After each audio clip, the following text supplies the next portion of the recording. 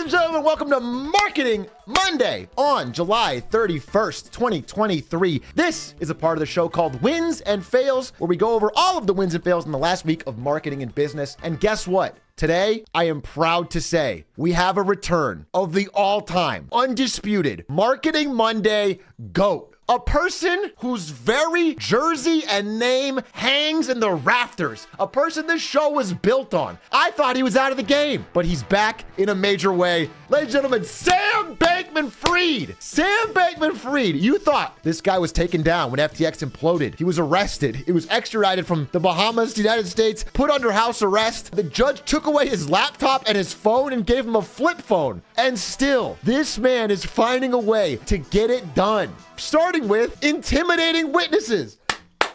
Let's go, baby. Already, he's worried about his upcoming trial where his ex-girlfriend, Caroline Ellison, is set to testify against him on many counts of fraud. So, in response, he is calling journalists, threatening them, and also leaking her diary to try and paint a smear campaign against her, which means the feds are literally trying to put him back in jail because he cannot be trusted even with a flip phone. But if it was just that, I wouldn't say this guy's the all-time GOAT. At the end of the day, intimidating witnesses, that's what you expect from him. This guy's a financial crime legend. This guy's the fucking Kobe of financial crime. What is he gonna do when he doesn't have a laptop? Well, it turns out, as of this morning, unconfirmed, but heavily researched, it looks like he rug pulled 100 million market cap shitcoin while on house arrest in his parents' basement.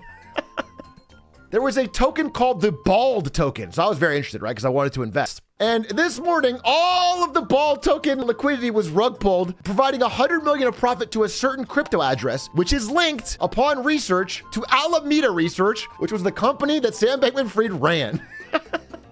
So it seems that he is directly tied to still doing what he's the GOAT at. This guy can't stop. I want to feel bad for the victims, but if you are putting money into Bald coin in 2023, the year of our Lord, it's almost like at some point you have to give SBF credit. Guy, like, let the man run. He does what he does. So anyway, yeah, he's out here still making it happen, dude. And I have to give him all-time respect. Like, he'll never be back to where he was. He'll probably never get back to fucking $40 billion FTX, but he's doing what he can with what he has. And I have to respect that as someone who always loves making fun of financial crime. Now, speaking of big financial wins, let's talk about the top story of the past week or two in marketing and business. And that is, of course, movies you've already seen. Barbenheimer, baby. The marketing combination of Barbie and Oppenheimer has been an absolute smash success. Just to drive the point home, these two films are dramatically outperforming both their projections and what you'd expect from a similar type film, especially Oppenheimer, which is an R-rated 3-hour epic. It is the first R-rated film ever to make $10 million plus on all of its first 10 days out. Both these movies are absolutely crushing, and the unique marketing combo, which I believe is fan created, but leaned into a little bit by the studios, has been a massive success. People are seeing one or the other when they would have only seen one. Huge hit. And it's led to huge marketing opportunities, for example, Barbie. I want to talk about what comes next, okay? What happens when films like this make so much money? And you've seen this as gamers, for example, when one zombie game does really well, suddenly there's a bunch of zombie games. So not only are we gonna see more forced tie-ins like this for the foreseeable future, but what we're really gonna see is a lot more movies like Barbie from Mattel. Now, Mattel is a struggling company. It is under financial pressure. Doll sales are down, toy sales are down, but this movie has been a hit, and it's proved the cultural resonance of their IP. So, given that their operating income has plummeted by 47 million, they're going all in on the movie strategy by greenlighting 45 new movies based on toy brands. 45! The Mattel cinematic universe is getting insane. Presented without comment. We knew the world would not be the same. Few people laughed, few people cried. Now I am become death, the destroyer of worlds. Yes! That's right. You saw an A24 type Barney movie. You saw a Polly Pocket movie from Lena Dunham Who Made Girls. You saw grounded and gritty J.J. Abrams Hot Wheels movie. How grounded and gritty can it fucking be, bro? You're gonna see Lil Yachty developing an action heist movie based on the card game Uno. Uno. Draw 4. Draw 4 more. Change the color to red. Draw 2. Draw 2 more. Draw 2 more. Draw 2 more. Draw 2 more. Reverse back to me. Uno, uno, out. This is a real headline. The studios are desperate. Hot Wheels isn't enough. They got a Matchbox car movie from Mattel. How are these?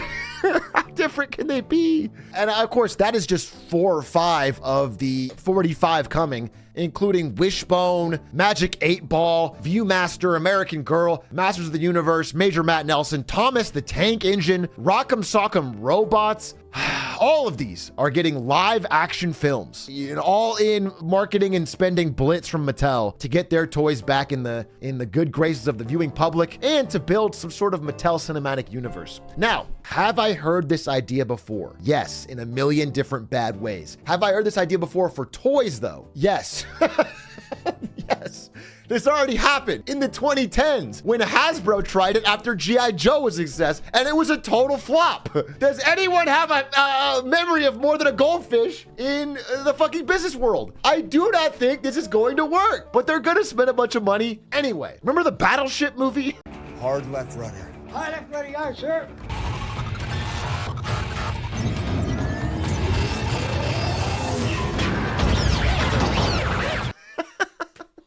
With Rihanna on a battleship fighting aliens for some reason, we're headed for a disaster. But the bigger story in the world of studios and Hollywood is that of the strikes by the Actors Guild and the Writers Guild. And I wanted to find out what was going on, so I went to the greatest writer striker of all time, George R.R. Martin.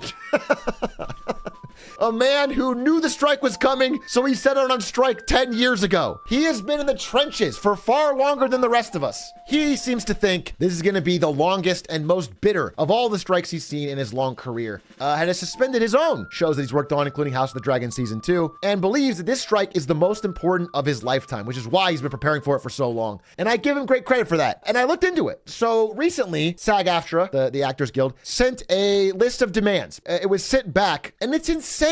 The number of things they're rejecting. Basically, the entire contract looks like this. Union minimums, rest periods, protections for minors, rejected. Fairly calculate residuals, rejected. Require more specificity in the information provided in connection. Like, just be like, give us actual concrete info on like how much our shows were viewed and like what we earned in residuals. Tentatively agreed to a whittled down version.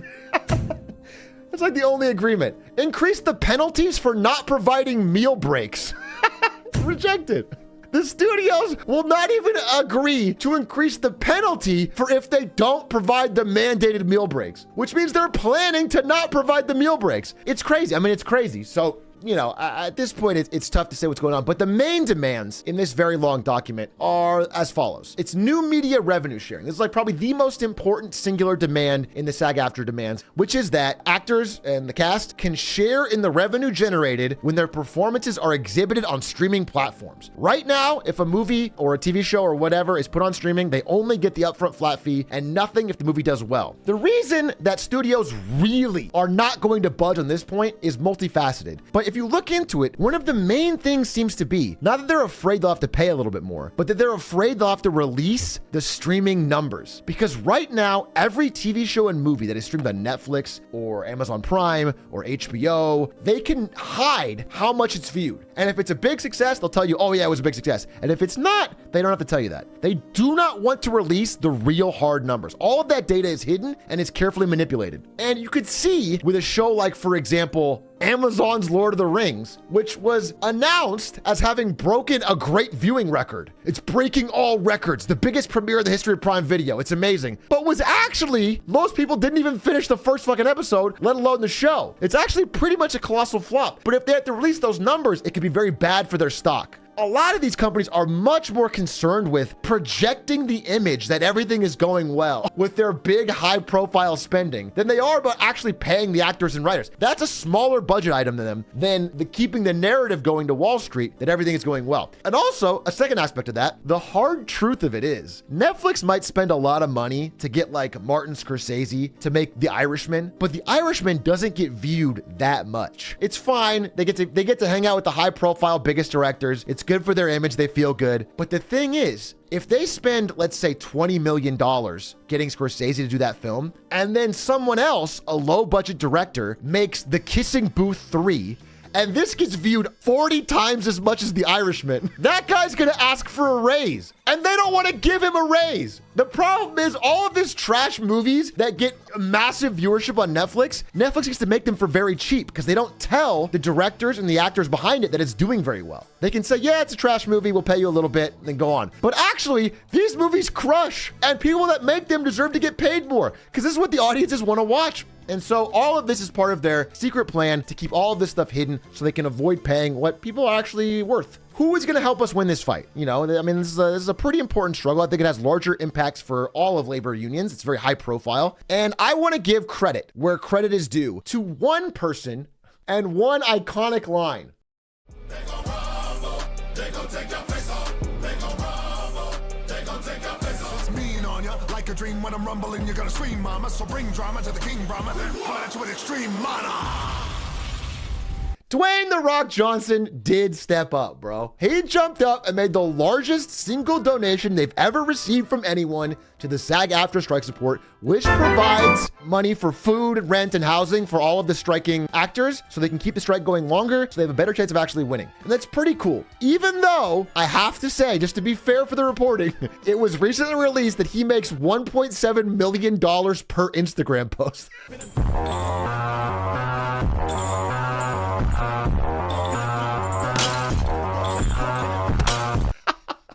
The amount of money he donated is something like, I don't know, 9 or 10 maybe Instagram posts. Okay, it's still a huge amount of money. Don't get me wrong, but the amount of money he's making is so much that it's not as impactful, but we take those. Now, my other hope of winning was a big internet meme called Tree Law. Because as we discussed in a previous Marketing Monday, NBC Universal cut down all the trees where everyone was striking so that there would be no shade. And everyone got pissed and said, we're going to get you on Tree Law. Turns out Tree Law is a bit of a meme. Despite millions and millions of views on videos about tree law, they basically got him for a $250 fine for unpermitted tree trimming, which is not really going to take down NBC Universal. But hopefully we see people that follow The Rock's lead. Again, there's many high-profile actors that have some money to spare, and hopefully they can make this strike last long enough to make it painful for the studio. And it already is looking like it is, because Sony and other big studios are pushing their big releases out a year, hoping to ride out this writers and actors strike because they cannot release movies like Kraven, Spider-Verse Part 3, and other things without the ability of the actors to promote them. It turns out that actors going on talk shows and going on podcasts and appearing in commercials and doing red carpets does a lot to help promote a film. And when actors are striking for that, even films that are already done and in the can, like Kraven, they're afraid to release because they won't get the buzz they need to make it worthwhile financially. So they're pushing out films to 2024 to try and survive the strike. But if the strike is not over by early or mid 24, they're going to be out of options. I mean, they're going to have to release these films with less buzz and then have no additional films coming to back up on. So again, depending on how long the actor strike can last, it could put the studios in real pain and kind of force them to make a deal. Speaking of Sony, let's forget about Hollywood, bro. I want to get into an industry that we all care way more about. Video gaming, still related to Sony. So you guys remember we talked about the largest acquisition in tech history. Microsoft bought Activision Blizzard, and maybe I was a little bit questioning that it would lead to more and more consolidation and monopolization in the gaming industry. And everyone said, nah. Well, you were right, except for this.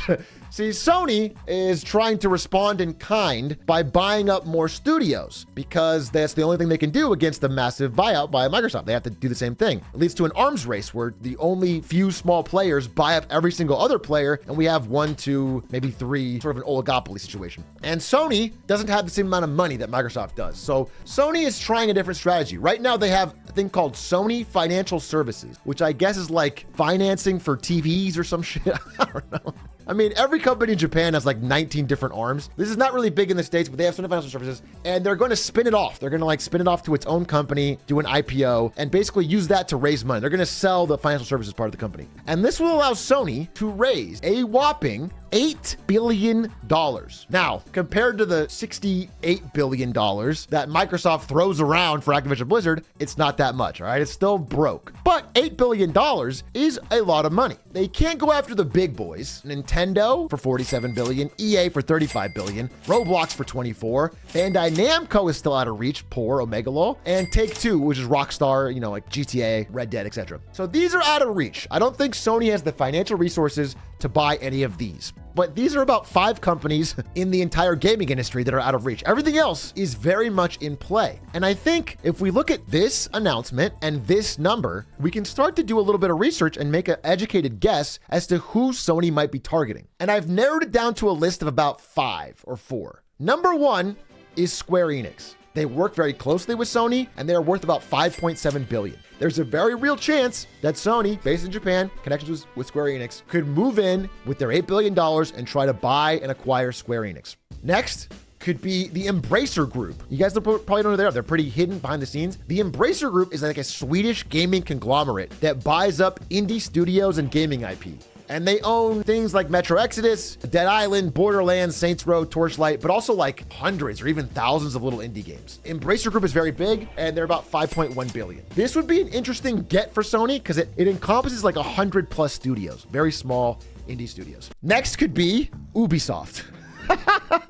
And how the mighty have fallen, because Ubisoft used to be a peer with EA. Up here in the $35 billion. But over the past 15, 12 years, Ubisoft has fallen and shrunk and fallen and shrunk. And now Ubisoft is a $4 billion company with some great IP that Sony could be interested in scooping up for what is a affordable $4.1 billion. The problem is Ubisoft is such a poorly run company and is spread out over so many different little studios all over the world that they're getting laughed out of the room when they look for a buyer. Like, people don't want to buy Ubisoft despite the great IP. But it remains to be seen. Sony could have a plan to revitalize some of these well-known franchises and could be interested in it. Next one is CD Projekt Red, aka the Cyberpunk and Witcher company.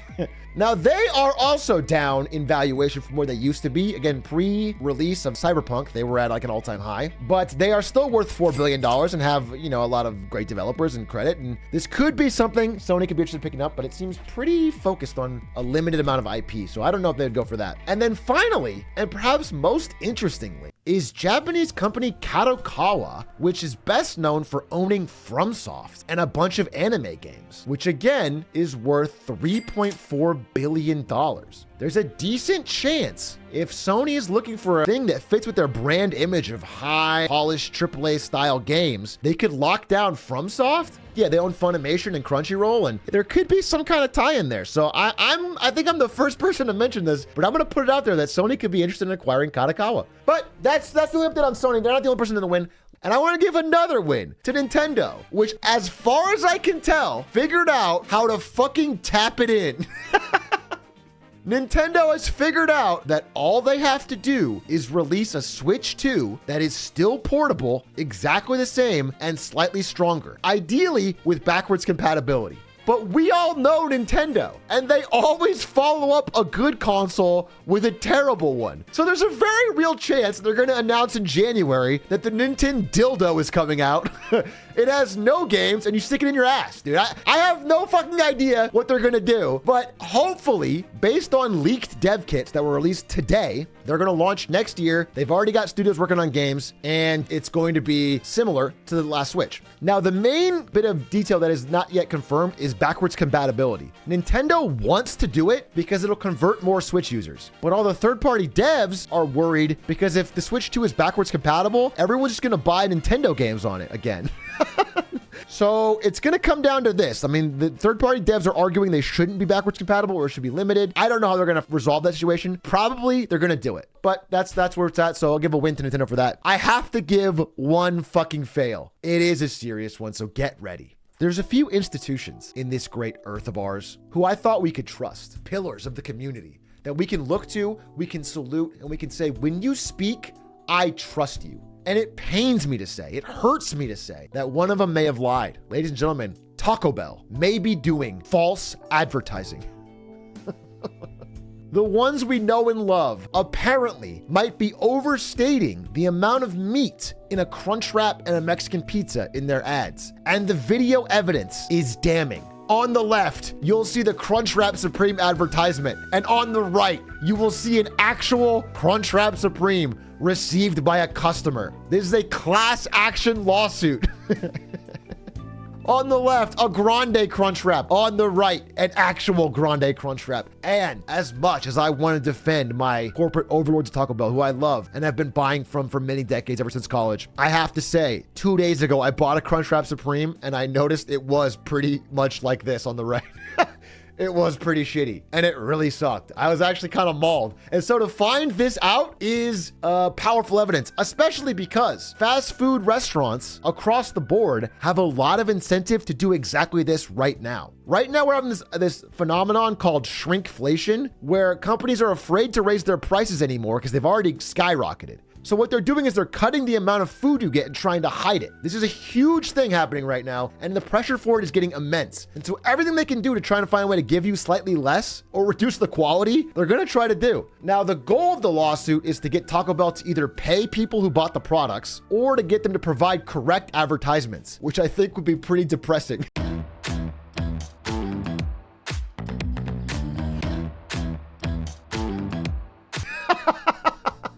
So I don't know. I don't know how it's going to play out, but I do hope this guy has some success because this is shady. Makes me angry as a Taco Bell consumer. And I'm also angry as a consumer of great trick shot highlight videos. Because ladies and gentlemen, my next fail goes to FaZe Clan. Now, everybody knows the story of FaZe Clan. They went public on the NASDAQ. They had all of their squad line up, phased up. They looked amazingly happy. And then the stock went down 97%. And is now threatening to be delisted because you cannot be that low and still be on the NASDAQ. In fact, the stock did so bad that it caused people to pull out investment money to all esports. Basically, every esport is hurt because investors who thought they could make money in this industry realize they can't because FaZe went public and they can't dump it on the public. So they're pulling out. I found interesting. Also mirrors the drop in used Rolexes. I mean, the timing of it is like so exact. The actual fail here is that they're giving up. Because I believe, I'm a hodler, okay? I put all my net worth into FaZe holding. And I thought they're gonna turn this around, they're gonna skyrocket, it's gonna go to the moon. But it turns out they're thinking of giving up. As of a few days ago, FaZe Clan is eyeing 2 acquisition offers from GameSquare and Enthusiast Gaming, who are looking to just buy up FaZe for pennies on the dollar and be done with it, which would mean the end of FaZe Clan as an independent entity forever. So that could be the end of FaZe. And I'd like everyone to phase up one last time. You know what I'm saying? Phase up, okay? One last time before we leave this entire country behind and go to the Far East. Wazzup Beijing. Wazzup Beijing, a segment about what's going on in China. And I have to say, there has obviously been a sort of semi-new Cold War brewing in this multipolar world between the US and China. A lot of it has been over technology, semiconductors, chips, but a new weapon has emerged. A new weapon has emerged in China's arsenal to take down the US. And I'm afraid for it. Wojaks. The Chinese embassy is officially using Wojaks on Twitter to make points about the United States. This is absolutely a cultural victory.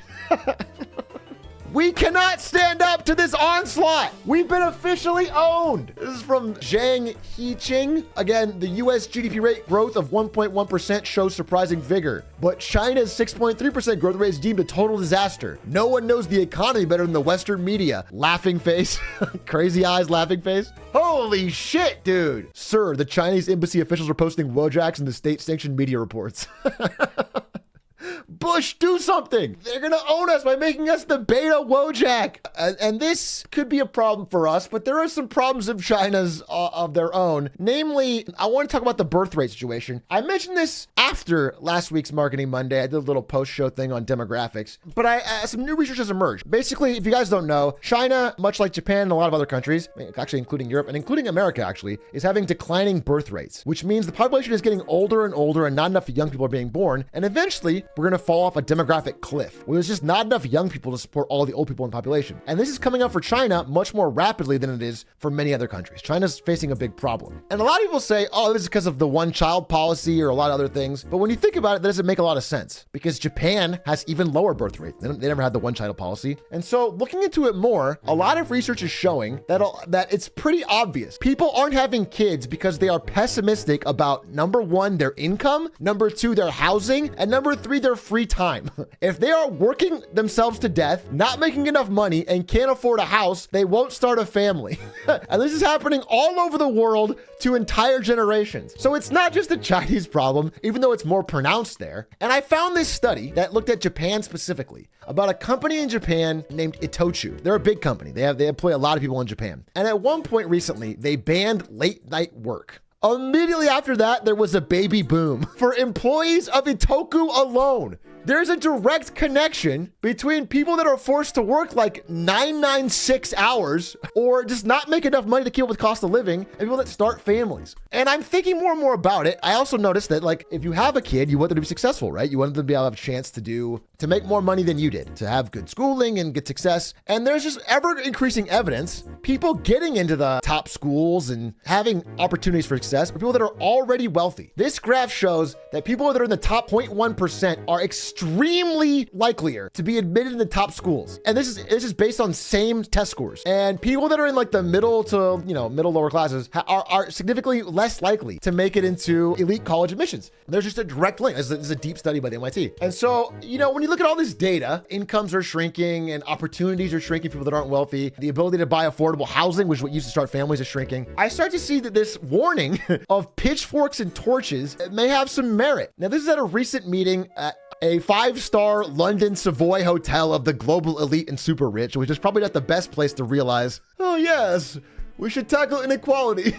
But they did have a meeting. They seem to recognize that it's at least a problem. And so I just want to say, I think this is a problem that's bigger than just China. And I think it's something that people of the world have to start figuring out, because the average person can't get squeezed for that long and be blamed for falling birth rates. I mean, it's just not their fault. It's a pretty rational decision based on how the cost of having a kid. And this is what I learned from this week in China. That and one more thing. They might be putting people in bear suits to fill the zoos. Unconfirmed. There may be a guy wearing a bear suit to save money in a zoo. I'm not sure. This is unconfirmed. It's possible that sun bears just look like humans. I have no idea, but this video went viral today.